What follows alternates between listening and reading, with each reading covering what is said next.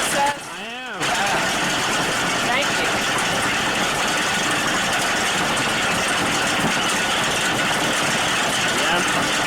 you. Here we are at Sandhill Community Farm, located in northern Missouri in the fall of 2017. A van full of East Winders took the 8-hour trip to help out Sandhill with their annual sorghum harvest and sorghum processing. The formation of Sandhill began in 1973, and its founders began living together in 1974, and so it is virtually the same age as East Wind Community. This was one of the very first video documentation projects I had ever taken on, and I really didn't know how I would be using the footage. You can see me messing with the lens aperture quite a bit, thus the increasing and decreasing brightness throughout. While in the field, I was too focused on proving my ability to efficiently harvest sorghum to do any filming apparently, but I did take pictures and I did film the processing and packaging portion. Sandhill has always been a small commune with fewer than 15 members. It is a more intimate setting than Eastwind, to say the least. For example, at Eastwind the dinner bell is rung when dinner is served. That is about the extent of the pre-dinner ritual. At Sandhill, before meals, everyone who wanted to would stand in a circle, holding hands in front of the prepared food, and people who felt inclined could express gratitude, concerns, troubles, basically check in however they wanted to, and people would stand and listen. The Sandhill culture is one of mindful consumption. Dishes were washed using a series of tubs without the constant use of running water, which was available. On their 160 acres of land, Sandhill has its own landfill. Waste and importation of materials are of great concern here. This was a welcome contrast to the larger and more industrial workflows of East Wind, where dishes are washed away a large restaurant would wash dishes, and trash is hauled away weekly by garbage trucks. Of course, there are going to be major differences between a 10-person agrarian commune and a 70-person industrial commune. The opportunity to travel among the different communities helps people find the fit that works best for them. The trip documented here was a labor exchange trip, a LEX trip. The LEX program is basically a way for communities within the FEC to connect. The FEC, or Federation of Egalitarian Communities, includes Eastwind, Twin Oaks, and Acorn as the flagship members in terms of longevity and size. Each member community contributes 1% of their yearly profits to the FEC, and these funds are used primarily to pay for cross-country trips as well as grants for projects that improve quality of life on small, growing communes. All this footage here is showing how the tractor provides power for all of this machinery to grind the cane, and the juice is funneled over to a separate building where there is a boiler and the final processing of the sorghum occurs, which we'll see later in the video.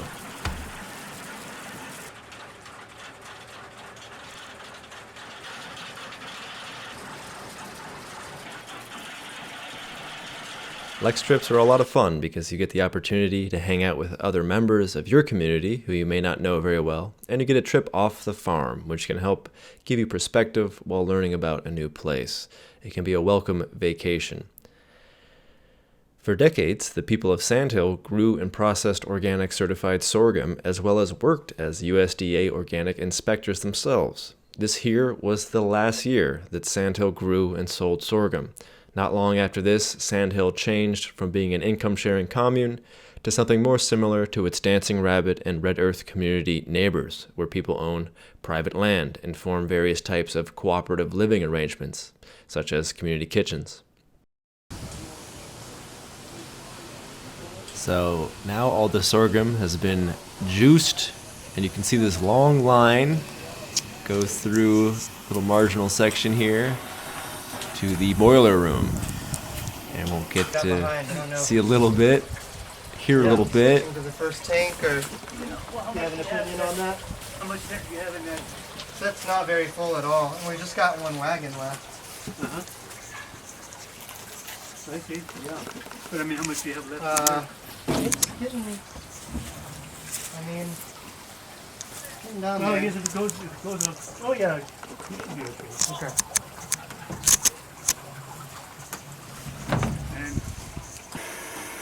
So here is the boiler, which is doing all the work on the final processing. We'll hear from Chris Ward in a minute about how that works. And you also saw Stan earlier, who He's a founder of Sandhill and was very involved with the FEC in the community's movement. My East Wind Labor Exchange, the boiler and everything. Yeah, right. I got the pump from Tulsa, Oklahoma. It was brand new old stock. Oh yeah. Came with all the paperwork and everything. And of course those pumps when they're new come with no packing in the pistons or packing plans or anything. So I had it down at East Wind and put the packing in it and brought it up here. Yeah.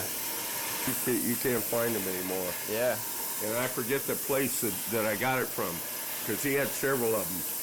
He said he was a middle-aged guy, and he said those pumps had been in his family's warehouse since he was a child, and he don't know where they came from. So as you can see, the sorghum has to be boiled and filtered and processed to get a nice pure product. I don't know a ton about sorghum processing. This is the only time I dealt with it. We had vanilla ice cream and fresh sorghum at the end of this, which I did not film, and it was heavenly. If you ever get a minute, do you think you'd be able to give me a quick rundown on how the boiler works? Okay. Just, the design of it, not. Okay, it's what's known as a vertical fire tube, or VFT. Yeah. And it's got 92 tubes in it, 2-inch fire tubes, or flues that go through the water. Okay. The fire goes through the flues, and the water's on the outside. Surrounding each tube? Surrounds the tubes. And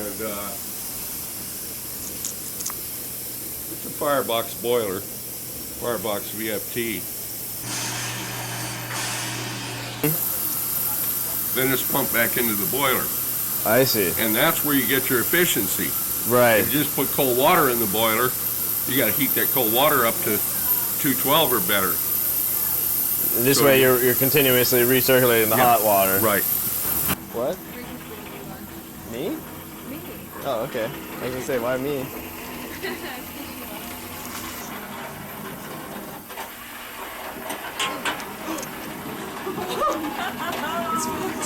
All the cool projects ready, going on sir? in East Wind are big money producers. They just feed it. Say again. Said all the more interesting projects that go on in East Wind are really the money producers. They are. Yeah, when I was looking for this boiler, I talked to him. Okay. That's cool. Hey, that's great. I mean, that's worth something. You know, keep yourself from buying. So his brother was his brother was the guy that did all the mechanical restoration. They don't even have to buy any pig feed. They just have their pig running through the forest. Possibility on this. I don't live there, but I'm close to it. Hey, bye, you guys. Good seeing you. So I hope you got some flavor of what it was like to be on a LEX trip at Sandhill as an Eastwinder. Plenty that could not be shared from that trip. It was a good time. I have some photos from Dancing Rabbit here that I'll just kind of shuffle through at the end here. And please, anyone from Sandhill or who was there at the time, feel free to post comments and correct and explain the process a bit better than I did.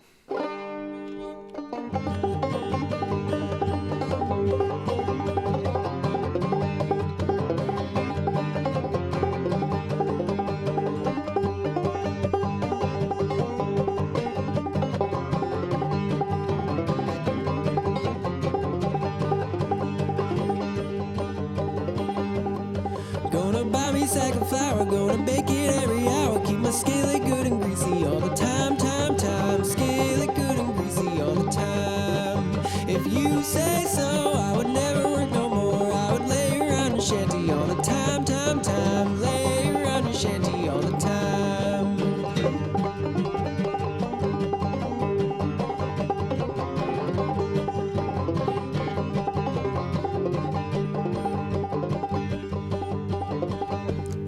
Got the cops